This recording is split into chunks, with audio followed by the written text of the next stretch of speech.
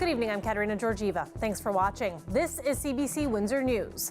Tonight, new details on how Windsor police responded to the Ambassador Bridge blockade. Plus, Premier Ford continues to fight the summons to appear before the Emergencies Act inquiry. This Ukrainian newcomer to Windsor is an Uber driver, but says the process to find work has been painful. And Windsor's mayor says a man has been charged for threatening him if re-elected. We begin tonight with police's handling of the Ambassador Bridge blockade. New information is coming out through documents submitted to the Public Order Emergency Commission. It looks at what worked and what didn't, and what to do now to prevent a similar situation from happening again. One key recommendation police are considering: creating a new public order unit. When protesters descended on the Ambassador Bridge in February, at the very beginning, police were outnumbered with no plan to deal with something this big. Some of this is detailed in a witness statement the commission gathered with then Deputy Chief Jason Belair earlier this year. He oversaw the blockade. According to the documents, Belair says they didn't have a plan because Windsor police had never experienced anything like it before. On day one, police were taunted, faced aggressive protesters. Some drivers got out of their trucks with tire irons in their hands. Police retreated. A key problem: Windsor Police Service didn't and doesn't have a public order unit. That type of team would deal with crowd control and help defuse situations like this one. Those public order units were what the OPP used to make a plan to clear the bridge. The OPP stepped in on day 2 of the protest at Windsor's request. A new unit is now being considered by the service. The cost to create a unit, $300,000. Back in March, the federal government also said it would invest in tools to help respond to any other blockades at borders and airports. Public order policing falls under those supports. But Belair has questioned whether police and local taxpayers should be responsible for safety and security at international border crossings. In this blockade debrief from June made public this week, police call for improved communication strategies, given that was a big issue within the force and with other agencies, creating a major incident response protocol that would include deployment templates, arrest plans, and finance templates. Lack of financial oversight was another issue during the blockade. The cost of policing was huge. $5,106,000 were spent by police, and half of that was overtime alone. There was also much criticism around why did it take so long to clear the protest. Belair said a methodical approach was best. Despite the problems on day 1, Belair claims Windsor police could have cleared the protest in half an hour, but that could have inflamed the situation. The chief continues to stress the operation went according to plan and was a success. Testimony from the police service and Windsor's mayor is expected next week. Premier Doug Ford and former Solicitor General Sylvia Jones were summoned last week to testify at the Emergencies Act inquiry, but the pair have applied to the federal court for a review of that summons. They are asking for a stay while the review is heard. That was argued in court today. Talia Ricci has the latest. Good morning. Lawyers for Ontario Premier Doug Ford and former Solicitor General Sylvia Jones are arguing that not upholding the right to exercise parliamentary privilege would cause irreparable harm to the rule of law and to Ford and Jones on a personal level. The legal immunity prevents a politician from testifying while the legislature is in session and for 40 days before and afterwards. The law on this is actually pretty clear, and it's pretty clearly on Doug Ford's side. And the law is that if the Assembly is in session, not whether it's sitting, but whether it's in session, he can't be compelled to testify in any court or any commission. And the reason is that the Legislative Assembly has the first call on Doug Ford's time.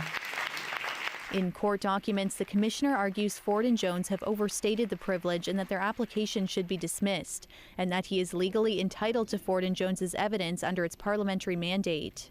There's nothing stopping him from voluntarily testifying, and in many ways it might be in the public interest that he did testify, but ultimately that's a call for Doug Ford to make. Politicians reacted at Queen's Park today. I don't understand why the Premier is afraid of testifying or why his staff are afraid of him testifying.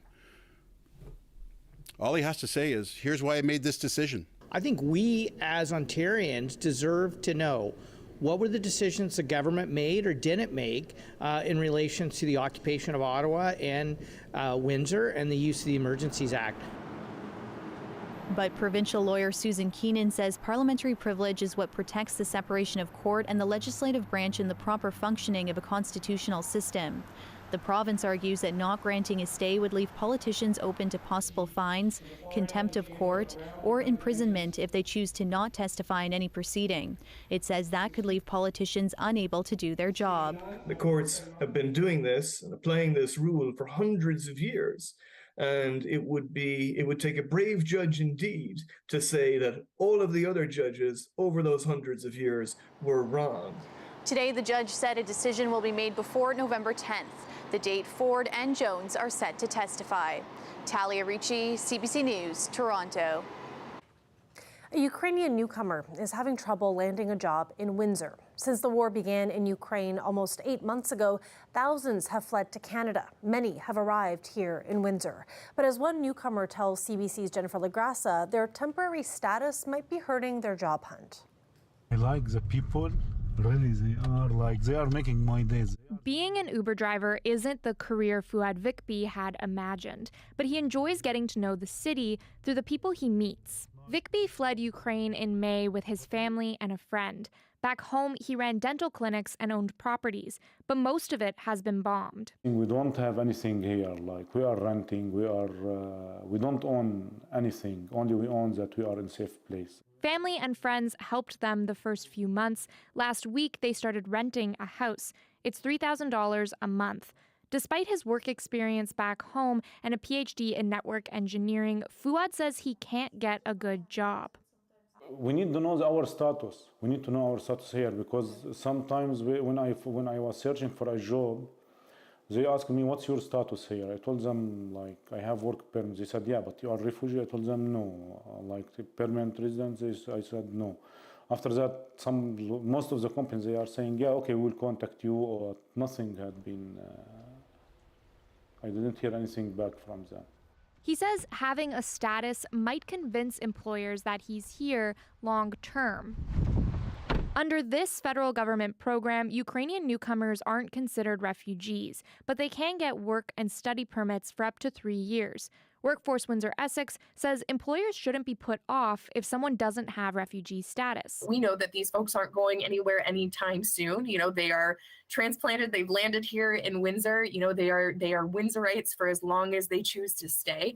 And so our recommendation would be to look to employers and say that if they're qualified and you're looking for new staff, which we know that many employers are, we have thousands of jobs available in Windsor just this hour, that they take a look and really consider the talent that's coming into the region. She says barriers newcomers commonly face when trying to get work here are language, transportation, and a lack of Canadian work experience. Some local job supports include the new Canadian Centre of Excellence, WeSun, and the Multicultural Council of Windsor Essex. It is a little difficult, but you need to adapt. Even though Vikbi's hopeful, he still doesn't know how he'll make this month's rent. To do something which you don't know it, but it is not a bad thing. Yeah, it is. I like it, actually. I should like it. There is no other choice. Jennifer Lagrassa, CBC News, Windsor. The federal government hopes to boost immigration to this country to 500,000 people a year by 2025. The Minister of Immigration, Refugees and Citizenship says the goal is to help businesses and bolster the Canadian economy. You know, we need more workers in every sector and every region of the country, regardless of whether it's frontline healthcare workers, truck drivers, home builders, or software engineers. The minister also points out that the Canadian population is aging and immigration is needed to replace retiring baby boomers. He noted that there are currently just 3 people in the workforce for every retiree. It used to be 7. He says the goal is to have 60% of immigrants admitted in the economic class for people who have skills that are needed in Canada. There's hope tonight that the province and the union representing thousands of education workers could return to the negotiating table. It comes after a day that began before dawn at Queen's Park, where politicians debated proposed legislation to prevent workers from going on strike this Friday and shutting down schools. Lorenda Redicop reports. As parents dropped off their kids at school this morning, they wondered, will they be going to class on Friday? By that time, politicians had already spent hours in the legislature. Speaker, I move second reading of Bill 28. The 5 a.m. start ensures the required debate and 3 readings of the bill to pass it this week. We cannot afford to put our young people through another roller coaster of school closures. But today, more voices against the government's plans, including the private sector construction union, LiUNA. It supported Doug Ford during his election campaign. Today, one LiUNA executive called on the education minister to revoke what he calls anti-union legislation that erodes collective bargaining rights. The Prime Minister also spoke out about it. Using the notwithstanding clause to suspend workers' rights is wrong. I know that collective bargaining negotiations are sometimes difficult, but it has to happen. The federal justice minister says his government is looking at how it might challenge this. The opposition says it'll do what it can to stall the legislation, though there are few options. There's no notwithstanding clause that you can use at the grocery store when you can't afford to pay for your groceries or when you can't afford to pay your bills. We don't have these tools as parents, as working people in this province. They don't have that ability, and this government shouldn't either. In question period, Premier Doug Ford spoke about this bill for the first time since it was introduced and says union demands for extra pay are too much. We are going to be feathering the nest of the head of the QP. Again, we differentiate between labor and labor leadership. I think the labor needs to find new labor leadership. QP called the Premier's comments unfortunate and not what's happening. 96% of their members who voted supported a strike. Democracy is not going against the Charter and Rights of Freedoms because you got a get out of jail free card. And that's, Doug Ford is using the notwithstanding clause like a get out of jail free card. Toronto's mayor tried to play the role of peacemaker. I always think it is preferable for people to sit down in a room together, and I always believe, no matter what, that there is a possibility that if you sat in the room and just stayed there and, as I've said, had bad coffee and bad sandwiches indefinitely, you would reach a deal. Lorenda Redicop, CBC News, Toronto. A Windsor man has been charged with threatening the mayor. Drew Dilkin says the alleged threat was made while the person voted last week. City Hall has now banned that person from the property. The mayor spoke about the incident at an event earlier today. I woke up and the police were at my house. And so my wife said, "Why are the police here?" And I said, "I don't know, but let me find out." And so I found out very quickly that there had been a threat to assassinate me if I had won the election. Someone went into a polling station and said that they would assassinate me if I were reelected. And so, you know, the police took that very seriously. The police arrested the person. The person's been charged. They've been released with conditions, and we'll let the judicial system do their work. But we should never, ever think that this is normal behavior, that it's just par for the course for being in elected office. It is not. And we all need to equally condemn this type of behavior and never think that it's normal. 1, 2, 3.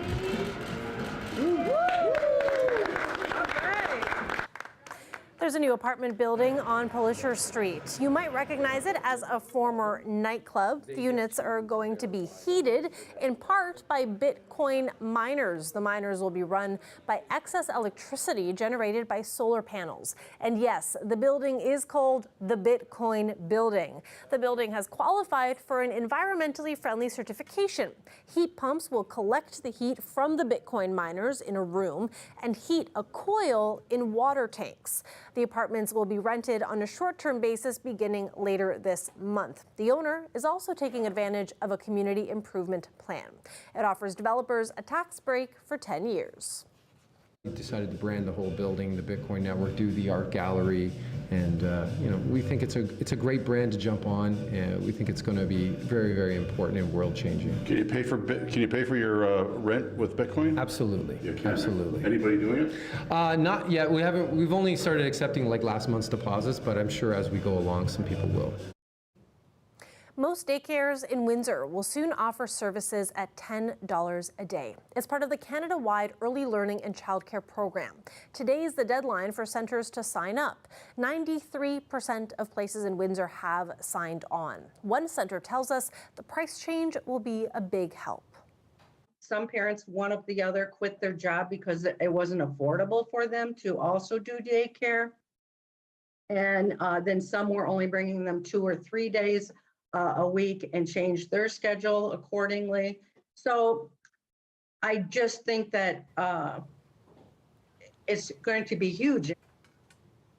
Parents with kids at centres that opted in will see prices drop by 25% today. They'll drop another 25% tomorrow. Ontario's plan would see the actual $10 a day pricing start in 2025.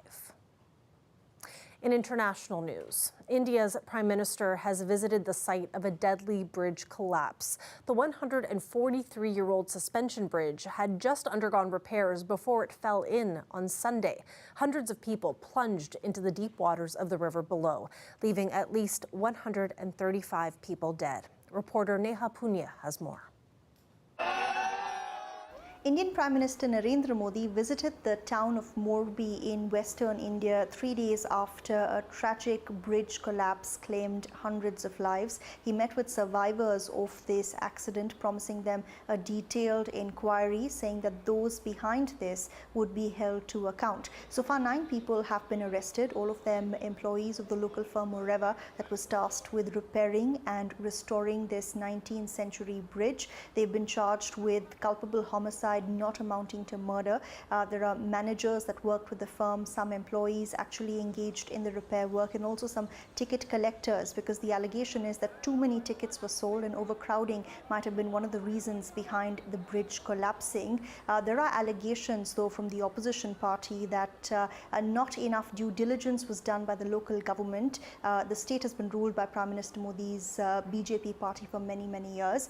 The allegation is that this company does not have any experience in repairing and maintaining bridges and was given a tender to repair this bridge despite that. The other allegation is that there wasn't a security clearance done before this bridge was thrown open to the public after being shut for more than 6 months. Now, this can become a big talking point as Gujarat, which is Prime Minister Modi's home state, is heading to the polls later this year, and the opposition is now demanding that the state's chief minister, a close ally of Prime Minister Modi, step down and take responsibility.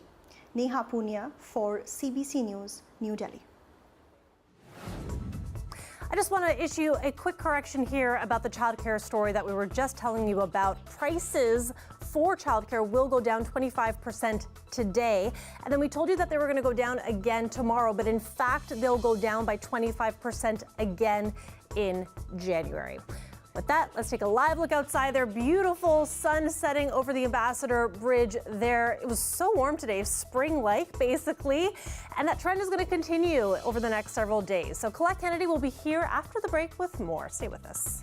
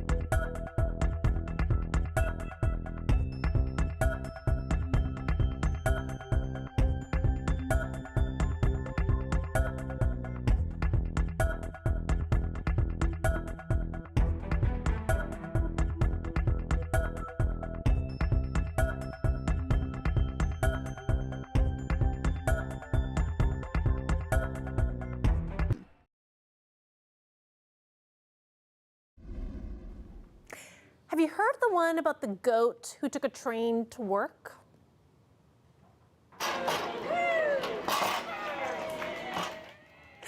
Back in 2015, Turbo the goat was the ambassador of the Royal Agricultural Winter Fair and joined the morning commute to promote the event. And today, Turbo relived his glory days and took the train to Toronto's Union Station to greet another Winter Fair VIP. That is Winston, a retired Toronto police horse, and this year's ambassador for the 100th anniversary of the fair. Just don't expect to see Winston taking the train like Turbo. As the largest ever Winter Fair ambassador, it will be a tight squeeze to get Winston on board.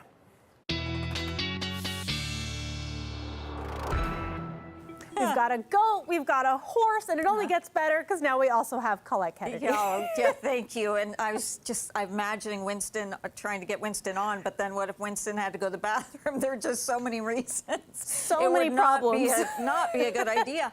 I wonder if that goat was on its way to goat yoga, because that is something they do at the fair, something I've always wanted to do. It's on the bucket list there. All right, let's go ahead and talk about what's going on with your weather. Should I stick with that perhaps? Normal high.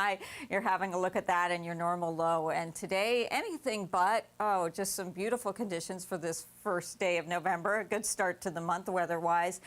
20 degrees, the low 13, although we'll find it falling off as we go into those evening hours. It's going to be a cooler overnight for tonight, so just kind of keep that in mind. Tomorrow morning is going to be that chillier start here. Look at some of that warmth. Still holding 18, 16 in Toronto, but have a look at the heat back into the Midwestern U.S., mid and even pushing towards some upper 20s. So there's more mild air to come.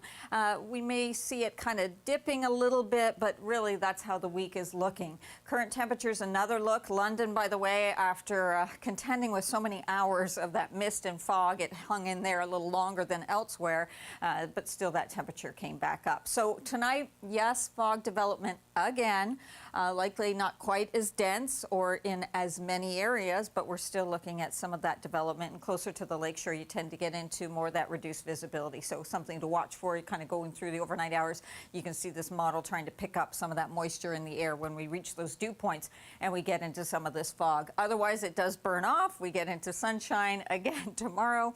It will be a pleasant November 2nd as well. Overnight, though, have a look at those readings, just a little cooler than where we were this morning. So up to 17, it's not 20, but it's still pretty nice. Thursday up to 18. So this is just that little dip in the temperatures that I'm talking about. And then look into the weekend, some of that really mild air in the Midwest, maybe not quite that warm, but some of that is going to be pushing in our direction as high pressure slides off and we get on the backside and we really see that warm flow coming this way. Summer making a comeback somehow. It doesn't want to leave, doesn't want to leave. Doesn't. Thanks for that, Colette. You're welcome. When we come back, a surprise gift to the University of Windsor. That's coming up.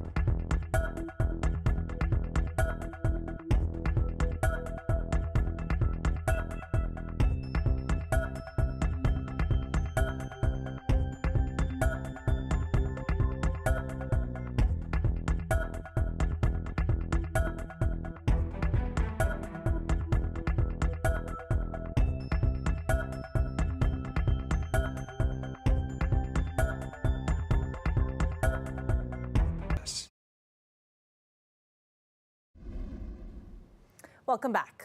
A nonprofit law clinic in Windsor received a significant check last week, and it came by surprise. $3 million was awarded to the University of Windsor's Class Action Clinic, and it came after a recent lawsuit settlement, one which had nothing to do with the university. Part of the agreement called for leftover money to be given to a third party. The plaintiff suggested the clinic, and the judge agreed.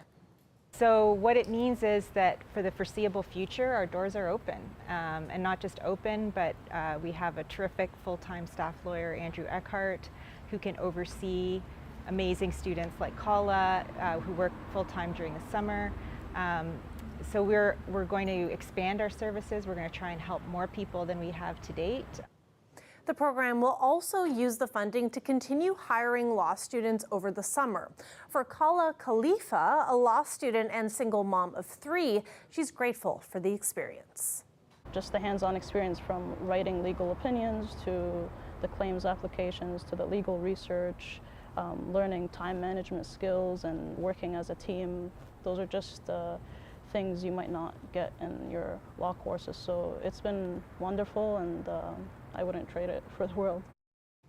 And she, of course, was speaking there with Josiah Sinanen, who helped bring us that story for us tonight on TV and on Afternoon Drive on radio as well. That is it for CBC Windsor News. For news anytime, go to our website at cbc.ca/Windsor. And you can also check us out on Facebook, Instagram, and Twitter. The Rick Mercer Report is up next. Thanks for watching. Have a good night.